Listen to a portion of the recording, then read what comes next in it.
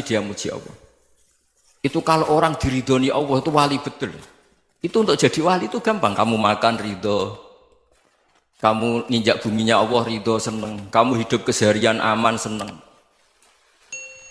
Nah ini supaya sampean kita semua ngaji betapa panduan Rasulullah untuk menggapai ridho Allah itu banyak yang keseharian sekali. Saking kesehariannya banyak dalam hadis dan itu sahih. Nabi menyebut hal-hal yang keseharian. Hatta ma tas'alu fi fimra'atika. Kamu punya uang, kemudian istri kamu bisa makan, itu ibadah. Bahkan sebagian ibadah itu dicontohkan Nabi yang akhirnya diprotes sahabat. Yaitu wa fi buti ahadikum sedekah. Kamu menggauli istri kamu itu ya sedekah. Sampai sahabat bilang yang benar ya Rasulullah. Ayati ahaduna syahwatahu wa huwa lahu ajrun. Masa urusan biologis, urusan syahwat kemudian dia dapat pahala. Nabi menjawab, alaysa lawadu'aha fi haramin akana alaihi wisrun. Bagaimana kalau dia meletakkan ke yang tidak benar itu kan dosa. Nah, hal-hal seperti ini yang saya ingin teman-teman semua lah, semua. Saya juga agak ingin ngaji demi Anda juga agak ingin. Itu dosa sekali ngaji kok pesanan kelompok tertentu itu enggak boleh. Islam itu untuk semua. Jadi ya cuma karena di depan saya jenengan ya seakan-akan jenengan korbannya. Itu ada ilmunya dalam usul fikih itu. Jadi orang itu harus ngaji usul fikih. Nama yang disebut, mungkin Mas Sufyan masih ingat zaman ngaji usul fikih. Nama yang disebut itu tidak jaminan sebagai prioritas perintah. Jadi misalnya gini, kebetulan yang di depan Nabi itu Abu Dzar. Nabi ya bilang, ya Abu Dzarin ini uhibbuka misalnya, atau ya Mu'ad ini uhibbuka, atau ya Abu Hurairah ini uhibbuka misalnya. Banyaklah riwayat yang Nabi nyebut ya Abu Dzarin, ya Mu'ad, ya Abu Hurairah. Kemudian misalnya Nabi meneruskan khitab, ini uhibbuka, saya mencintai kamu, fakul dubur sholatin, atau sebagian riwayat disebut fala tada'anna dubura kulli sholatin, Allahumma inni ala dzikrika wa syukrika wa husni ibadatik. Saya mencintai kamu, siapa saja, Mu'ad bisa, Abu Dzar bisa siapa. Saya mencintai kamu, mohon kalau habis sholat kamu jangan lupa wiridan Allahumma inni ala dzikrika wa syukrika wa husni ibadatik. Ya Allah, tolong kami permudah supaya mudah ingat Engkau. Anda tidak bisa mentang-mentang, wong nama saya Parmin, nama saya Purnomo, itu yang diperintahkan Mu'ad misalnya. Jadi yang disebut satu, tapi khitab itu untuk siapa saja. Saya teruskan. Jadi saya mohon semua kita melakukan kebaikan itu, kalau dalam kaidah fikih disebut al-yakin la yuzalu bisyak. Banyak kebaikan yang kebenarannya itu 100%. Tidak punya efek samping ke pihak lain, ke kelompok lain, ke komunitas lain. Yaitu tadi misalnya Anda makan, dan itu murah sekali, hanya butuh satu piring. Setiap punyaan kamu muji Allah, setiap minum kamu muji Allah. Itu redaksinya Rasulullah SAW disebut, Allah sangat ridho ketika seorang hamba makan, kemudian dia memuji Allah. Atau minum, kemudian dia muji Allah. Logikanya gampang, negara seperti ini yang kamu harapkan bentuknya kayak apa, mertua, ipar, komunitas, tetangga, itu nyata terjadi itu kan belum pasti. Sementara yang mesti terjadi adalah kamu butuh makan, kalau tidak mati. Butuh minum, kalau tidak mati. Butuh bumi yang nyaman ditempati, kalau tidak kita juga mati. Sebab itu Allah kalau menyebut nikmatnya itu hal-hal yang keseharian. Alladzi at'amahum min ju'. Allah itu siapa? Allah itu yang menciptakan kamu bisa makan. Tidak berlebihan, Allah itu yang menciptakan kondisi sosial itu ideal. Zaman Nabi itu ya ada orang munafik. Orang-orang pilihan Allah itu juga diuji orang sekelilingnya yang macam-macam. Semua diuji sesuai konteks zaman dan waktu. Nah, tapi ada ibadah-ibadah yang selalu disarankan Nabi. Sampai Nabi itu pernah ditanya, ayul islami khairun ya Rasulullah, Islam terbaik itu gimana? Jawaban Nabi itu unik. It'amut to'am, Islam terbaik itu ya makan-makan, yang santai-santai. Ketika Allah menyebut beberapa kebaikan, falak tahamal aqobah, wa ma adrokan apa?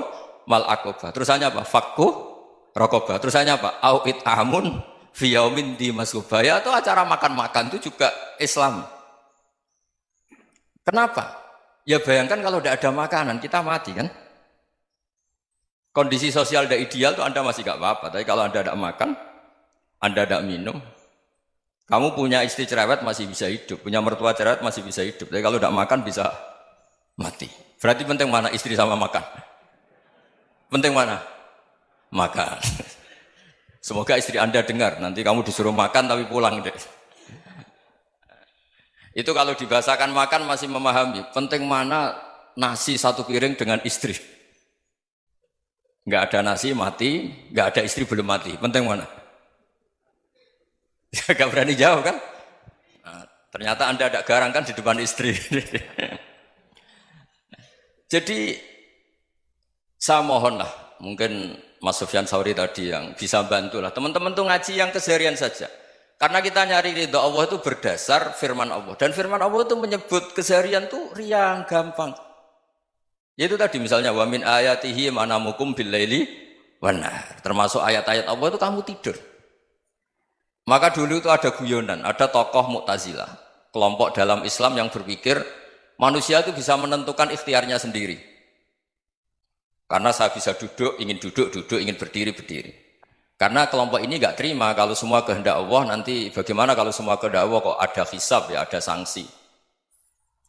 Lucunya itu dia akhirnya, ini cerita ya, mencintai seorang perempuan, cantik sekali. Dan itu dia menjadi ahli sunnah itu oleh hal-hal yang sepele. Karena istrinya cantik, ya namanya suami istri hubungan intim. Terus ditanya, Mas, masih ingin lagi? Masih. Silahkan diulang lagi. Wah ya tidak bisa. Katanya manusia bisa menentukan yang diinginkan. Itu tobat itu. Itu nggak bisa ditobatkan Mas Sufyan Ats-Tsauri. Orang cantik yang mudah nobatkan orang itu orang cantik. Segampang itu.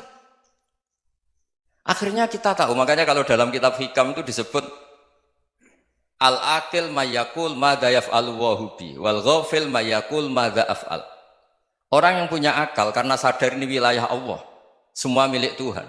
Itu dia tiap hari berpikir, besok Allah akan melakukan apa terhadap dunia ini. Kamu merencanakan suatu mau plesir, ternyata gempa. Mau wisata ke Rusia, ternyata perang. Kamu tidak pernah tahu apa yang akan terjadi besok. Wa ma tadri nafsum madza taksibu ghadan. Tapi anda semua kita ini sering punya jadwal permanen. Makanya saya kalau diundang siapa saja, sanad takdir. Yang jelas Gus ini acara penting. Ya masih acara penting nak pangeran ngersakno piye? Kok ape dadi pangeran? Kamu kok mau jadi Tuhan? Itu kadang ya kiai. Penting Gus acara ini jenengan harus memastikan bisa. Loh kamu itu yang ngajarin tauhid, sesuatu itu biadillah kok bilang-bilang apa pasti. Kalau maksa terus tak tobatkan loh kamu kata saya itu. Ya kalau gitu Gus bilang insya Allah. Wah itu hati saya, fisik saya, roh saya sudah bilang insya Allah. Tidak usah kamu latih kata saya. Nah hal-hal tauhid keseharian itu gampang sebetulnya. Wal ghafil yaqulu madza af'al. Tapi orang yang lupa Allah dia setiap hari bilang besok apa? Kita bisa melakukan apa? Seakan-akan dia itu aktor, dia penting, dia subjek permanen, dia. Padahal kita ini hanya objek kehendak Allah Subhanahu wa taala. Karena kita yakin sesuatu yang terjadi di alam raya ini kita tidak bisa apa-apa. Makanya saya sering ngaji, sering bilang saya. Ketika Anda mensifati Allah, dia yang menghidupkan. Sudah itu tanamkan, sehingga ketika kita mati, santai saja. Kenapa santai? Allah punya cara menghidupkan kita. Zaman kita hidup juga gak tahu caranya ngelola jantung, ngelola paru-paru. Kamu juga gak tahu ngelola oksigen yang tidak beracun, tidak ngandung polusi. Tahu-tahu hidup. Gak ingin tua ya tahu-tahu tua. Gak ingin mati tahu-tahu mati. Selama ini kita hidup juga gak tahu apa-apa sebetulnya. Hanya gaya tok, punya jadwal, punya planning.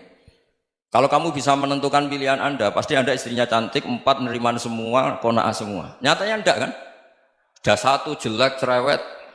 Oh itu kan, nyatanya enggak bisa apa-apa Anda kan? Dan kamu bawa mati lagi. Itu kan, istri Anda juga gitu, punya keinginan, punya suami yang ganteng, yang jabat, yang neriman, yang enggak poligami. Ya enggak kesampaian juga.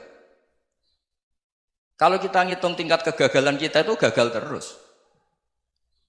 Ya kan? Nah, terus ingat Allah, madza yaf'alu wa bi. Orang yang punya akal selalu berpikir Allah itu menghendaki apa terhadap saya. Lalu sama-sama orang melihat orang yang serius. Itu kata Anda itu pemikir berat, serius. Senang punya tokoh yang merengut karena kamu anggap serius. Tapi sebagian orang anggap orang yang serius itu wong merengut, wong masam, wong muka kok ditekuk. Jadi sama itu hati ya muqallibal qulub tsabbit qalbi ala dini, karena kita enggak tahu cara berpikir kita tentang orang lain, tentang sekeliling kita. Misalnya kita orang baik yang jenis ngrumat fakir miskin. Ada orang bangun masjid mewah itu janggal. Apa artinya masjid mewah kalau banyak orang kelaparan? Tapi kalau yang jenis pendidikan apa artinya masjid mewah kalau tidak bisa ngaji? Nanti yang jenis infrastruktur apa artinya ini kalau semuanya punya sudut pandang yang berbeda-beda. Dan Islam mengapresiasi semua kebaikan. Tapi katakan semua kebaikan itu adalah kehendak Allah Subhanahu wa taala. Karena apapun baik Anda itu pakai fasilitas yang diberikan oleh Allah Subhanahu wa taala. Sehingga ini yang disebut kulillah sumadarhum fi khawdihim yal'abun. Ya kembali tadi ke tema-tema bahwa keseharian Anda ini sudah Islami. Saat Anda tidak bisa melakukan apa saja. Saya sering ada jenazah, biasanya kalau tetangga meninggal saya sering disuruh ngelepas. Saya bilang orang ini baik. Karena sering ngelamun di rumah, sering nganggur di rumah. Ditanya sama anaknya, kenapa Gus nganggur baik? Ya kalau dia nganggur artinya juga agak berbuat sesuatu yang maksiat kan? Ya kan? Orang nganggur di rumahnya ya tidak bunuh orang, tidak maling, tidak korupsi, ya namanya nganggur di rumah. Lah cuma istri cara pandang nganggur gak menghasilkan uang itu. Tapi juga gak menghasilkan kriminal kan? Jadi sebenarnya Islam itu makanya kalau sampai ngaji usul fikih itu ada kitab usul fikih namanya Lubul Usul, itu terkenal sekali di pesantren itu. Itu kalau ngapresiasi keseharian itu luar biasa. Izma min mubahin illa wa yatahaqqaqu bihi tarku haramimma. Karena keseharian yang mubah saat Anda lakukan itu ada kehebatan yang luar biasa, yaitu meninggalkan haram. Makanya dulu banyak orang-orang alim ketemu temannya itu guyon sampai semalaman. Itu biasanya yang semangat Islam itu kiai kok tidak tahajud, kiai kok tidak witir. Orang yang sedang mapan uangnya banyak, malam itu tidak kelayaban itu sudah luar biasa. Melawan nafsu supaya tidak maksiat itu sudah luar biasa. Supaya lupa guyon sama temannya semalaman sampai subuh. Gejolak-gejolokan ngenang zaman miskin, zaman kuliah nggak jelas, zaman apa. Melihatnya jangan takut tahajud. Seperti ini meninggalkan tahajud, tapi meninggalnya ini talkul muharramat. Jadi kayak apa hebatnya? Sehingga Imam Ghazali punya riwayat yang agak unik. Hatta takuna ibadatu akhiri hadil ummah iku an-naum. Sehingga suatu saat ibadah terbaik umat ini itu tidur. Itu kan riwayat kontroversi. Ketika Imam Ghazali saja, kenapa iya? Kenapa kamu mulai keluar dari rumah itu sudah banyak maksiat, melihat perempuan yang enggak mahram, melihat fenomena. Tapi kalau kamu tidur itu enggak melihat apa-apa. Tapi juga kamu jangan menganggap tidur itu ibadah betul. Saatnya melakukan fardhu ain malah masih tidur. Tapi itu sudut pandang yang menjadikan kita Islam itu gampang. Jadi saat Anda tidak bisa aktivitas apa-apa, misalnya ada beberapa orang yang lumpuh. Lumpuh itu memang enggak bisa Jumatan, enggak bisa ibadah, tapi dia juga enggak bisa maksiat. Tidur itu memang Anda saat itu tidak bisa tahajud, tidak bisa witir, tapi saat itu ada zina, ada maling, tidak gosipkan orang, tidak bully orang, tidak menanamkan kebencian, tidak hasud. Sehingga tidur menurut Allah Ta'ala wa min ayatihi manamukum billaili apa? Wan-nahar. Karena di tidur itu selain ada unsur istirahat, jaga kestamina, juga ada unsur meninggalkan beberapa keburukan. Nah saya mohon ibadah yang keseharian ini kita jaga. Supaya kita semua baca ayat itu fasih. Fasih itu tertanam di hati. Allah itu siapa? Alladzi at'amahum min ju'i wa amanahum min khauf. Dan Allah kalau cerita di Quran itu anna sababnal ma'a sabba tsumma syaqqaqnal ardha wa syaqqa fa ambatna fiha habba wa inaba wa qadba wa zaituna wa nakhla wa hada'iqa hulba. Kamu tahu saya ini siapa kata Allah? Saya ini adalah Tuhan yang menurunkan air, kemudian ada tanaman banyak. Habba wa inaba wa qadba, ada zaitun, ada tin, kalau orang Jawa mungkin ada tela, ada padi, ada mangga, ada pisang. Sudah. Wa inaba wa zaituna wa nakhla wa hada'iqa hulba, ada perkebunan yang lebat. Tujuannya apa? Mata Allahkum, silahkan kamu pakai, kamu nikmati. Tapi karena kadang kita ini punya ide-ide besar. Tadi untuk syukur saja nunggu punya istri riman, rumah baik, tetangga baik, komunitas baik, semuanya baik baru syukur. Lama-lama nanti ada di surga, syukurnya nunggu surga paling kelas A. Itu sudah ada yang menghuni Rasulullah, kamu nggak boleh di situ. Masa untuk syukur saja? Repotnya Masya Allah. Jadi mohonlah Quran yang kalau Anda hafalkan juz sama itu kan ada ayat-ayat yang kayak tadi. Ya, fal yang dzuril insanu ila ta'ami. Coba lihat apa yang kamu makan ya? Dari mana? Dan untuk mempertahankan hidup kamu keseharian. Jadi jangan kira ibadah itu harus membentuk komunitas yang versi Anda.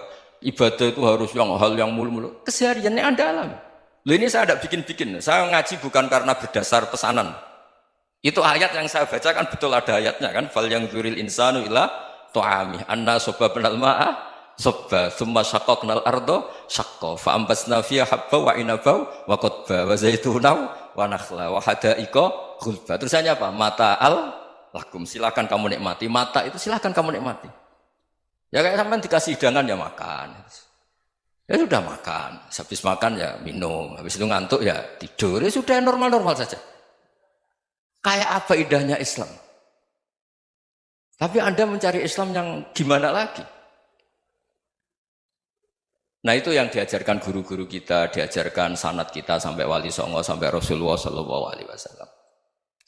Bahwa pada akhirnya ada jihad, ada perang. Itu dulu memang perang, bukan membunuh, beda. Dulu kita dijajah Belanda ya perang, dan itu normal karena kita dijajah. Jadi ketika orang lain ingin baik sama kita, wa in ahadum minal musyrikin astajaroka ya fa'jirhu hatta yasma'a kalam Allah. Kalau mereka ingin baik ya kita baik. Makanya ada istilah mustakman, mu'ahad. Kalau mereka ingin damai, berdampingan dengan kemajmukan ya itu yang lebih baik. Karena memang Islam menghormati proses perdamaian. Wa in janahu lis-salmi ya fajnah lah. Kalau ingin damai ya kita harus